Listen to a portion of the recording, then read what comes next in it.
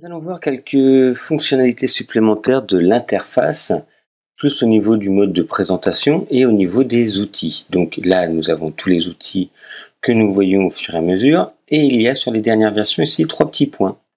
Si je clique longtemps dessus, on voit modifier la barre d'outils. En fait, si je clique dessus, j'ai la possibilité de personnaliser moi-même cette barre d'outils. Je vous rappelle que quand il y a un petit triangle en bas à droite, c'est-à-dire qu'il y a plusieurs outils. Donc par exemple, le premier outil, outil déplacement, partage sa place avec l'outil plan de travail. Et ainsi de suite. On voit tous ces modes. Donc ils ont été classés par défaut par Photoshop. Vous voyez, donc vous avez tous les outils qui se trouvent ici, mais vous avez la possibilité soit d'en retirer de certains groupes.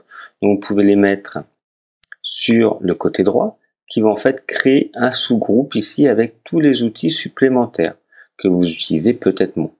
Je vais vous montrer. Et sinon, vous avez la possibilité tout simplement de prendre un outil et de le placer dans un autre groupe. Si pour vous, vous dites, bah non, moi, cet outil ne me convient pas à cet endroit-là, ou je veux que l'outil loop soit également avec l'outil main ou autre, vous pouvez comme ça modifier pour soit les sortir plus précisément pour avoir un seul outil, ou soit pour les changer.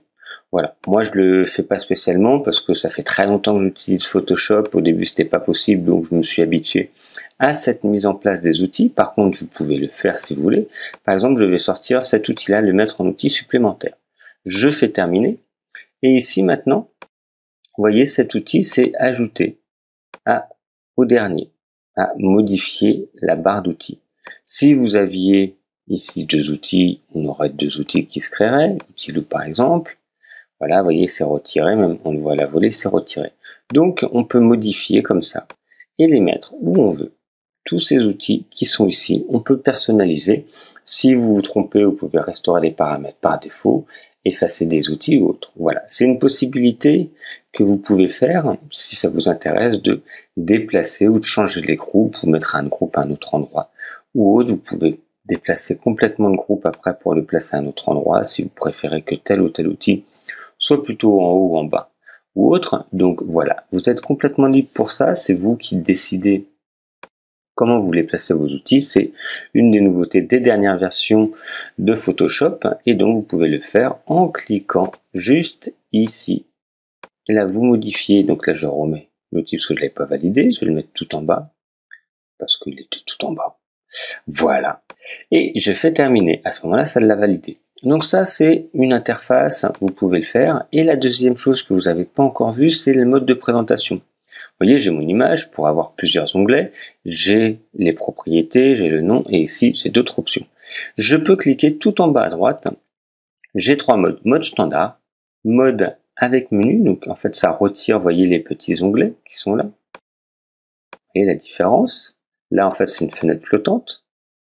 Contrairement à ici, où ce n'est pas une fenêtre flottante, c'est propre ici à Photoshop. Et la dernière, si vous avez besoin de voir un peu mieux votre création pour voir ce que ça a donné, vous pouvez passer en mode présentation ici, où vous avez la possibilité de plus voir tous les outils. Vous appuyez sur la touche échappe du clavier pour revenir sur votre présentation normale.